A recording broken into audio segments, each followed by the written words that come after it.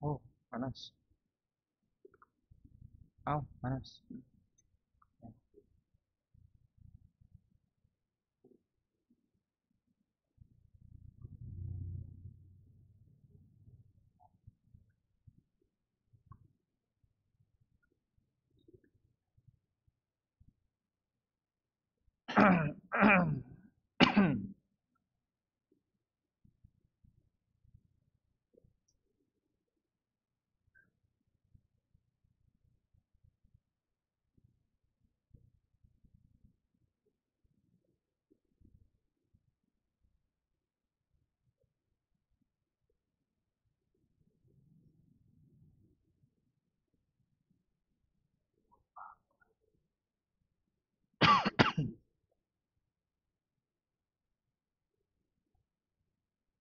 Terakhir sampai mana ya? Sampai sini kayaknya.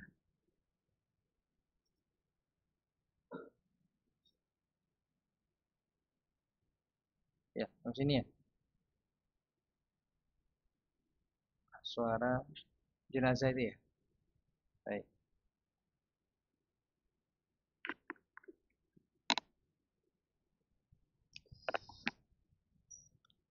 Bismillah. Assalamualaikum warahmatullahi wabarakatuh. Alhamdulillah hamdan katsiran tayyiban mubarakan fih. Wassalatu wassalamu ala asyrafil anbiya'i wal mursalin nabiyyina Muhammadin wa ala alihi wa sahbihi ajma'in amma ba'd. Alhamdulillah segala puji hanya milik Allah Tabaraka wa Ta'ala, dan dengan izinnya kita dipertemukan kembali dalam majlis ini melanjutkan pembahasan kita mengenai adab-adab Islam berkenaan dengan adab jenazah. Dan terakhir kita telah membahas mengenai siapa yang membawa jenazah, yaitu dari kalangan laki-laki. Dan kita juga telah menceritakan, menyampaikan beberapa hal terkait dengan suara, ya, suara siksa kubur, ya, dan suara yang dilontarkan oleh penghuni kubur. Ya. Semua itu disembunyikan oleh Allah Tabaraka wa Ta'ala, dan seandainya dimunculkan, diperdengarkan oleh manusia, maka tentunya akan jatuh pingsan. Karena begitu dahsyatnya. Suatu hal yang belum pernah dialami, satu hal di luar nalar, tiba-tiba terjadi. Kalau Allah memang menghendakkan demikian, maka tentunya manusia akan jatuh pingsan. Tapi tentunya itu adalah tidak akan terjadi. Kenapa? Karena ada hikmah yang besar di balik itu, ya. Sebagaimana telah kita sampaikan di pertemuan yang lalu. Ya, di antara hikmahnya adalah apa, Pak? Kenapa disembunyikan? Kayak siksa kubur, mana nggak ada siksa kubur, nggak kedengeran tuh. Kuburan sepi, ke makam sepi, mana datang makam ke non muslim juga sepi. Hikmahnya apa? Hikmah kenapa disembunyikan? Kita manusia tidak bisa mendengarnya. Bahkan dalam riwayat lain, jin juga tidak bisa mendengar siksa kubur itu. Salah satu hikmahnya apa yang terbesar? Karena ya, menguji kita umat beriman terhadap perkara yang gaib. Mau beriman nggak dengan yang gaib? Gitu. Kalau itu dibuka, maka selesai, nggak ada namanya iman kepada gaib lagi. Ya. Jadi nggak gaib kalau siksa kubur diperdengarkan, diperlihatkan, ya, itu nggak jadi iman kepada gaib lagi, selesai perkara gaib. Namanya beriman kepada syahadat, itu prasaksian, melihat langsung. Ya. Ya, sama halnya ketika mana iman kepada malaikat. Nah, kalau dimunculkan, ditampakkan, diperlihat oleh setiap manusia, ya selesai, nggak ada lagi iman kepada gaib. Ya. Semua akan percaya kepada Allah Subhanahu wa taala, semua akan beriman kepada Allah Tabaraka wa taala. Selesai, enggak ada lagi tuh. Ya. Yang enggak mau taat sama Allah, semua bakal taat sama Allah karena begitu keras siksa kubur. Oh, semua langsung tobat, seluruh manusia tobat. Nah, ini kan ya, tentunya ada hikmah di balik itu semua. Hikmah yang besar. Jadi kita diuji sebagai manusia, sebagai hamba Allah, diuji keimanan kita. Mau nggak beriman? Nah, yang nggak mau beriman ya kayak orang-orang ateis itu kan. Nah, nggak percaya dengan apapun itu, apalagi siksa kubur. Ya, baik. Kemudian yang berikutnya, adab yang berikutnya berkenaan dengan jenazah yaitu al-isra' bil janazah. Isra'an wasatan. Ini disegera menyegerakan jenazah ya, tapi sederhana saja menyegerakannya. Jadi enggak terlalu yang apa namanya? Di apa namanya dalam bahasa Jawa? Kesusu-susu, eh. Ya, enggak yang keburu-buru, tergesa-gesa, enggak juga yang santai gitu, enggak. Ya. Pertengahan, umatan wasatoh gitu. Baik. Mana buktinya? Ini dia. Ya, ada sebuah asar di mana disebutkan oleh Abu Bakar radhiyallahu anhu di mana beliau mengatakan fawalladzi akrama wajha Abil Qasim sallallahu alaihi wasallam, demi zat yang telah memuliakan wajah Abu Qasim sallallahu alaihi wasallam, laqad ra'aituna ma'a Rasulillah sallallahu alaihi wasallam. Sungguh aku telah melihat ya kami para sahabat bersama Rasulullah sallallahu alaihi wasallam, wa inna lanakadu narmulu biha ramalan. Dan saat itu kami hampir berjalan cepat dengan membawa jenazah. Fanbasatal qaum. Akhirnya pun kaum itu menjadi senang. Nah, di sini menunjukkan bahwasanya tatkala membawa jenazah itu dibawa dengan berjalan cepat. Tapi cepat di sini bukan berarti dikeburu-buru gitu. Ya, tergesa-gesa bukan. Tapi juga bukan maksudnya berjalan santai ketika membawa jenazah, tapi berjalan cepat yang sederhana, yang ringan. Ya. Nah, mungkin bapak-bapak yang terutama nih yang sudah punya pengalaman membawa jenazah mesti paham insyaallah. Jadi enggak santai banget, enggak yang cepat-cepat juga. Baik. Dalam hadis yang lain disebutkan asri'u bil janazati fa in taku salihatan khairun fa khairun tuqaddimunaha wa iyyaku siwa dzalika fa syarrun tad'unahu an riqabikum. Kata Nabi sallallahu alaihi wasallam, bersegeralah dengan jenazah karena apabila jenazah itu adalah orang yang saleh berarti kalian telah mempercepat kebaikan untuknya. Tapi kalau ternyata jenazahnya bukan orang saleh maka berarti kalian telah menyingkirkan kejelekan dari pundak kalian. Ini sebagaimana telah hadis yang telah kita bahas di pertemuan sebelumnya. Ya, bersegeralah dengan jenazah maksudnya ada pengertian yaitu segera membawanya. Ya, segera membawa jenazah itu. Langkahnya dipercepat tapi tidak terburu-buru, tidak tergesa-gesa, ya, dan tidak langkahnya yang besar-besar gitu. Tapi ya biasa langkahnya seperti orang berjalan biasa tapi hanya kecepatannya dinaikkan sedikit. Nah, ada juga pengertian lain dari hadis ini, bersegeralah dengan jenazah sebagaimana kita bahas, yaitu apa? Mana yang lainnya?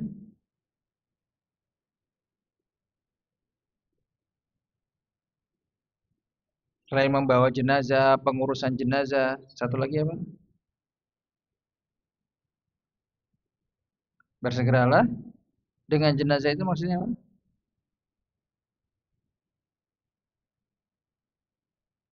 Bukan hanya membawa tapi juga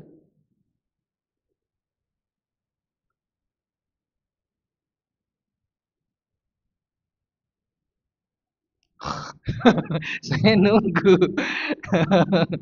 Ya saya nunggu. Malah saya jadi ngantuk. Lama di sini orang sarang laba-laba gitu kan. Saya lama nunggunya. Baik. Jadi yang pertama, makna yang pertama adalah membawa kan itu, membawa jenazah itu jadi di jalannya dipercepat sedikit ya, tidak yang terlalu terburu-buru. Makna yang kedua apa? Pengurusannya. Dimandikannya disegerakan ketika orang saudara kita sudah meninggal, disegerakan memandikannya, disegerakan menyolatinya, disegerakan memakamkannya gitu. Itu makna yang lain, makna yang kedua. Nah, jadi bisa hadis ini bisa bermakna yang lain, ya. Nah, makanya di pembahasan kita sebelumnya hadis ini dibawakan. Ketika membahas tentang membawa jenazah, hadis ini dibawakan kembali karena maknanya bisa demikian, gitu ya. Ketika mengurus jenazah di awal, ya kan, memandikan jenazah, ini hadis ini dibawakan. Dan ketika membahas tentang membawa jenazah, hadis ini dibawakan lagi. Berarti menunjukkan apa? Menunjukkan cerdasnya para ulama gitu ya. Bisa menggunakan satu hadis tapi untuk dua hal yang berbeda gitu. Puasnya ilmu para ulama, masya Allah. Ya. Nah ini kan ini sudah jadinya gitu. Sudah jadinya kita hanya menerima jadinya saja dari rumusan para ulama. Gitu. Baik. Yang berikutnya, adab yang berikutnya yaitu ayam syarrakib khalfal jenazah. Adab yang berikutnya adalah berjalan mengiringi jenazah, berjalan di belakang ketika mengiringi jenazah. Berjalan di belakang jenazah ketika mengiringinya. Bagi yang menggunakan kendaraan. Ya, bagi yang menggunakan kendaraan. Jadi yang berkendara itu berada di mana? Di belakang jenazah. Ya. Tidak mendahuluinya, tidak di kanan di kiri. Mana buktinya? Buktinya hadis riwayat dari Imam Tirmidzi. Hadisnya hasan sahih dari sahabat Mughirah bin Syu'bah radhiyallahu anhu. Semoga Allah meridainya. Nah, ini dia. Kata Nabi sallallahu alaihi wasallam, "Ar-rakibu khalfal janazah." Orang yang naik kendaraan itu jalan dengan menggunakan kendaraan, maka dia berada di belakang jenazah. Jadi kalau lagi ngiringi jenazah, ada orang di belakang, di masa itu pakai hewan tunggangan, entah itu bagol, entah itu bagol itu peranakan dari keledai dan onta gitu. Kuda. Nah, atau pakai keledai atau pakai kuda. Nah, itu di belakang.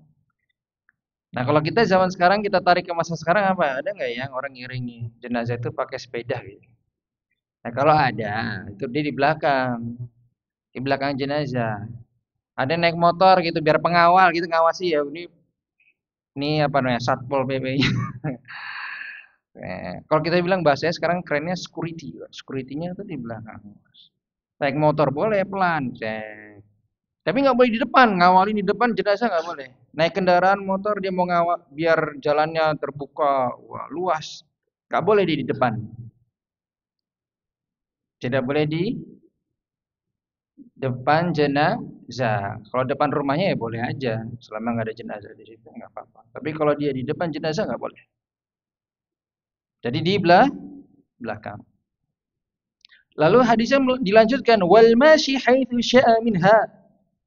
Tapi kalau orangnya berjalan kaki, nah ini dia. Ya, berjalan kaki maka dia berada di mana saja, sisi mana saja yang dia mau. Mau di belakang monggo, mau di samping kanan monggo, samping kiri silahkan. Mau di depan monggo silahkan. Nah, kalau berjalan kaki nih lagi jenazah gitu kan. Gimana bawanya? Nah, gini mikulnya. Oh, kan ada biasanya kerandanya ada 4 sisi ya. Betul ya? Nah, biasanya diangkut berapa orang, Pak? Hah? 6. 6 tuh di mana aja? Kanan 3, kiri 3. Nah, itu dia. 6 bawah gitu. Ya, kemudian warga ngikutin. Di mana? Di belakang boleh. Jalan kaki, di belakang boleh. Ya, di samping kanan boleh, samping kiri boleh. Silahkan. Tapi kalau ada yang naik sepeda atau naik motor atau bahkan naik mobil, misalkan saja, itu berarti di belakang.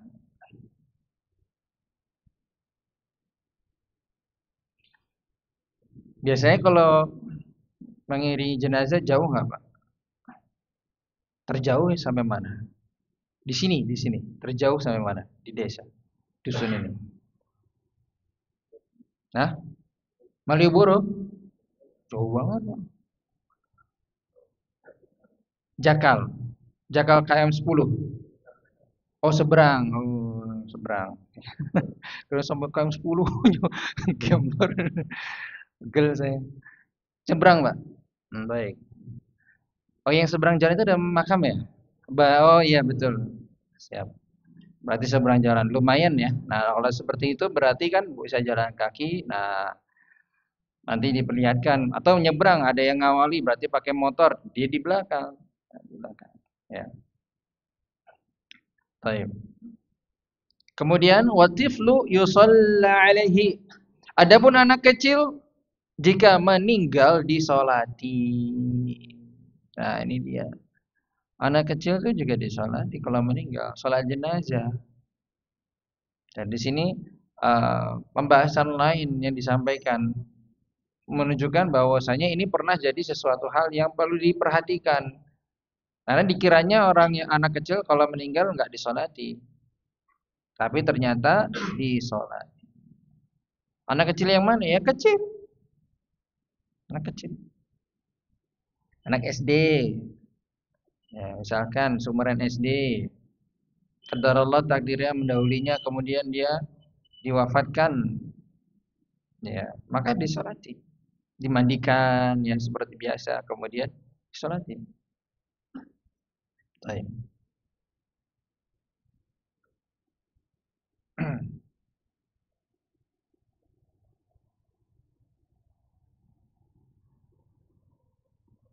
Ketika mengiringi jenazah, adab yang berikutnya, ini berkaitan dengan adab berikutnya. Ketika mengiringi jenazah, tidak diperbolehkan melakukan hal yang menyelisihi syariat Islam. Adab yang berikutnya ini. Ketika mengiringi jenazah, tidak boleh melakukan suatu perbuatan yang menyelisihi syariat Islam. Ya, syariat Islam gimana kalau mengiringi jenazah? Ya udah tadi jalan. Dipikul itu sama berapa laki-laki yang kuat? Ya, 6, boleh lebih, silahkan ya, seluas-luasnya, sebisanya, senyamannya. Jalannya cepat, tidak tergesa-gesa, tapi juga tidak santai. Ya, sudah. Renungkan sambil di perjalanan, renungkan dengan kematian itu. Renungkan dosa-dosa kita. Renungkan tentang azab kubur menjadi pelajaran bagi kita. Sambil berjalan sambil doakan jenazah tersebut, mayat itu saudara muslim kita. Kita doakan. Ya. Jadi nggak ada tuh ngiring jenazah sambil ketawa, hahaha, hihi, ngobrol sana, ngobrol sini. Ini ngiringin jenazah mau ngapain? Gitu.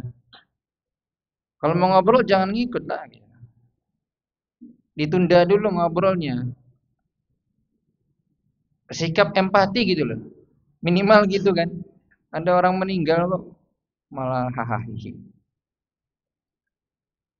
Ya.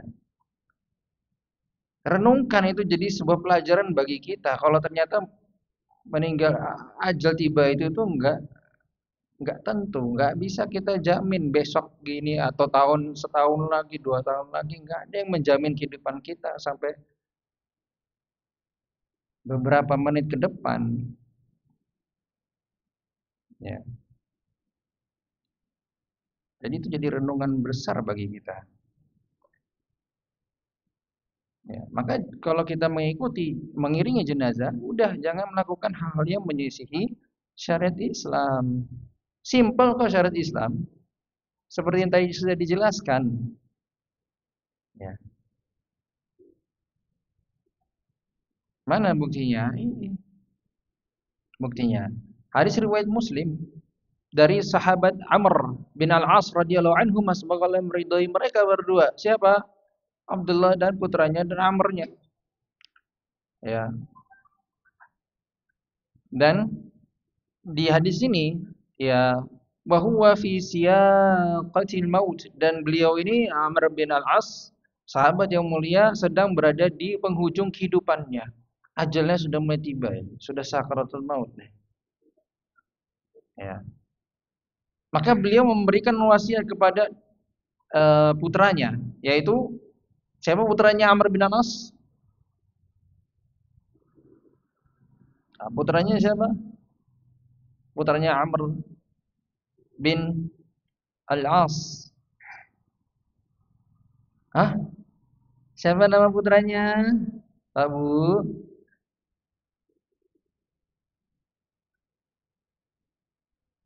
Siapa putranya? Kalau putranya artis saja. Oh ya, putranya sih itu sekolahnya di sana dia.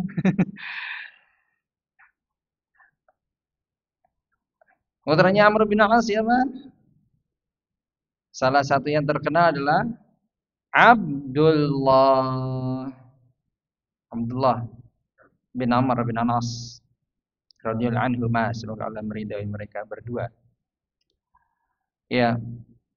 Jadi intinya adalah beliau menceritakan bahwasanya Amr bin Al-As dahulu kala itu benci sama Nabi Shallallahu Alaihi Wasallam, benci-bencinya, pengen sempat keinginan membunuh Nabi Shallallahu Alaihi Wasallam, saking bencinya. Tapi ternyata diberikan hidayah Allah Subhanahu Wa Taala, Rasulullah menjadi orang yang paling dicintainya.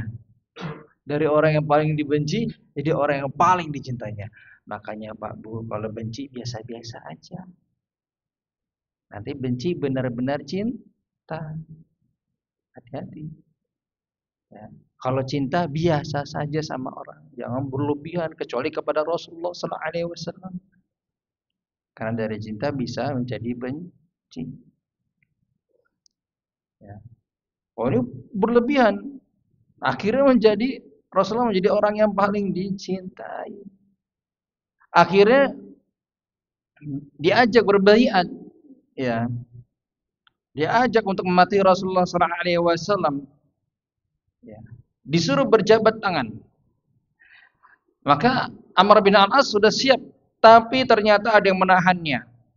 Lalu beliau Nabi SAW mengatakan, "Malah kayak Amr, ada apa ini? Kenapa tertahan?" Maka kata Rasulullah maka kata Amr, ya beliau ingin ada syaratnya. Maka Nabi SAW menjawabkan, tashtaritu mimada? Apa yang kamu syarat? Kamu syarat. Maka Amr bin Al-As mengatakan, ayyughfarali.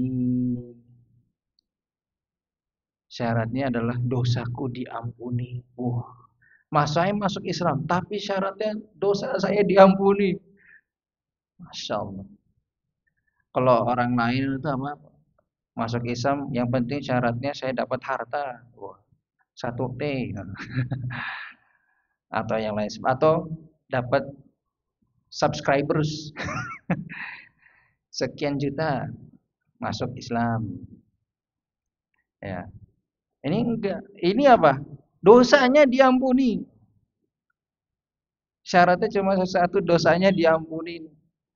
Maka kan Nabi SAW mengingatkan, ama alimta, apa kamu enggak tahu annal Islam yahdimu ma kana qablah?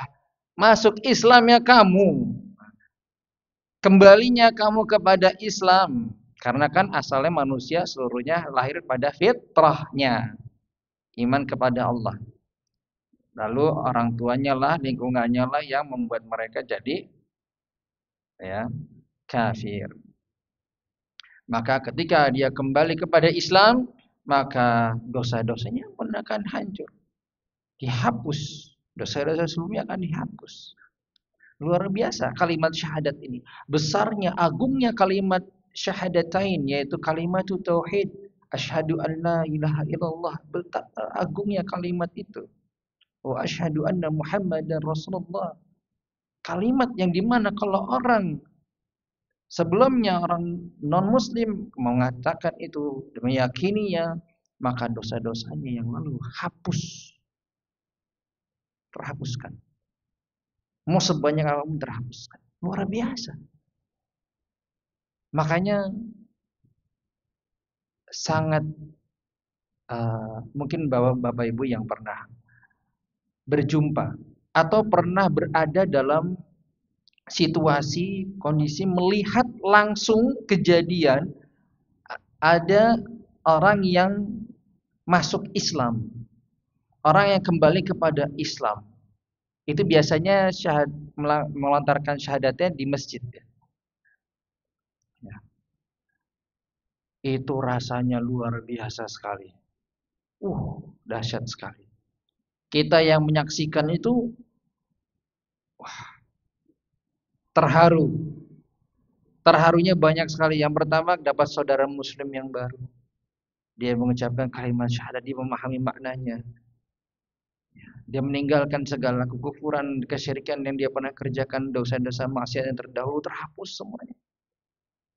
Dapat saudara muslim. Yang kedua terharu karena apa?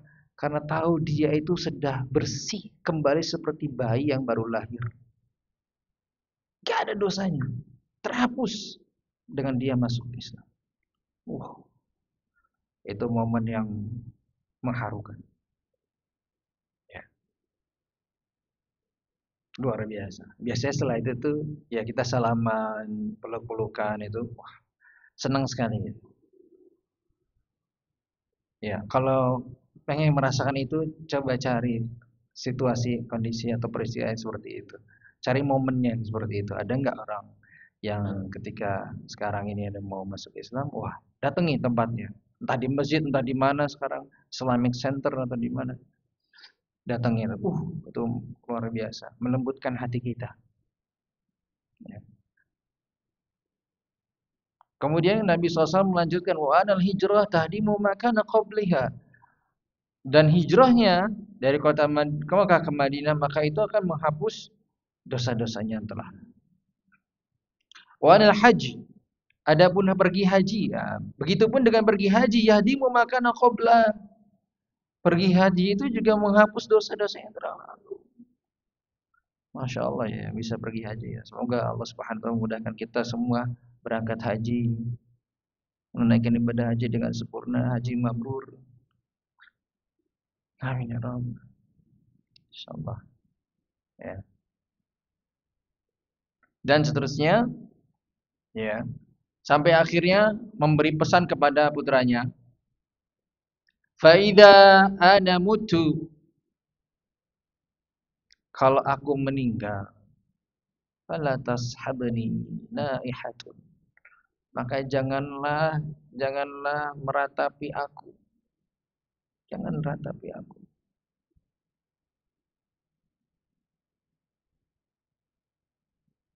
Wala nar, dan jangan juga menyalakan api. Karena di masa itu mungkin kebiasaannya, ada kebiasaan kalau orang meninggal lalu membawa jenazah diiringi dengan api gitu. Dinyalakan api kemudian diiringi dengan api. Nah, mungkin itu kebiasaan. Ya mungkin itu dari berasal kebiasaan orang-orang jahiliyah. Ya. Masa sebelum Nabi SAW diutus. Fa'idza dafantumuni fashunnu alayya turab shannan. Ketika aku sudah dikubur, maka lemparkanlah tanah itu di atas liang lahatku. Pesan yang mengharukan. Ini gimana ya kalau dengar kata-kata kayak gini dari orang tua kita. dari saudara kita. Mau ngomong apa coba? Yang ada kita hanya menyimak saja, diam menyimak apa yang disampaikan. Ya. Nah ini saya cukupkan sampai di sini karena apa? Karena pembahasan kita memang cuma sampai situ. Saya mau membahas malah apa yang kita korelasikan dengan kehidupan kita sekarang ini. Mungkin sekarang orang membawa jenazah itu nggak ada yang bawa obor, nggak ada yang bawa api, gitu kan? Nah, sekarang kira-kira di masa ini apa kebiasaan yang ada yang nggak diajarkan sama Nabi SAW kita mengiringi jenazah? Apa Pak kira-kira? Jenazah dibawa ambulans. Iya, jenazah dibawa ambulan. Baik. Apakah tidak di zaman Nabi? Tidak ada di zaman Nabi ambulan. Adanya bulan. Kalau bulan ada, tapi kalau ambulan nah, enggak ada. Apakah tidak boleh? Ya boleh. Kenapa? Karena masa itu memang tidak ada teknologi. Nah, sekarang sudah ada, dipermudah. Ketika pengen, memang dibutuhkan darurat harus dibawa ke satu tempat. Pemakaman kaum muslimin agak jauh dan harus dibawa dengan ambulans dari rumah sakit ke sana, ya nggak masalah, tidak masalah. Ya. Yang lain mengiringi jenazah yang di sini biasa apa? Hmm? Bawa kendi, kendi itu isinya apa, Pak? Air. Enggak, saya dulu apa? Tadi bawa kendi berisi air. Itu diapakan airnya? Oh, mungkin maksudnya buat menyiram nanti ya. Jadi dibawa. Kalau niatnya untuk nanti menyiram tanah, tidak ada kaitannya dengan keyakinan tertentu supaya nanti tanahnya lebih lengket saja, basah, supaya memperkuat. Mungkin lagi gersang, lagi kering, lagi panas, lagi musim kemarau, apa bisa jadi nanti tanahnya kemana-mana, akhirnya disiram dengan air supaya basah dan akhirnya lebih kuat di situ. Itu nggak masalah. Itu nggak masalah. Yang jadi masalah, kenapa harus dikendi? Kan sekarang ada banyak cara bawa air, bawa botol, ya kan? Macam-macam nggak mesti dikendi. Tapi kalau ada keyakinan tertentu harus membawa pakai kendi, nah, dan ada keyakinan lain terselip di sana, maka ini yang jadi masalah. Ini yang nggak boleh. Kalau nggak gini nggak afdol. Nah, ini yang keliru. Ini yang keliru. Keyakinan yang tidak perbolehkan Islam. Apalagi Mbak? Kok diam? Ah, saya bertanya loh ini. Ada apa lagi? Bawa pisang tadi katanya. Besok duren. Lagi musimnya kan duren. Pisangnya tapi pisang raja. Kalau ratu nggak boleh. Kalau pisang pisang Ambon boleh nggak ya? Ah ini juga sama. Kalau siapa mesti bawa pisang gitu? Ya. Biasanya perbuatan seperti ini memang ada keyakinan yang terselip di sana. Ya, maka ini tidak diperbolehkan. Ya. Apalagi? Hah? Kelapa muda. Kelapa muda?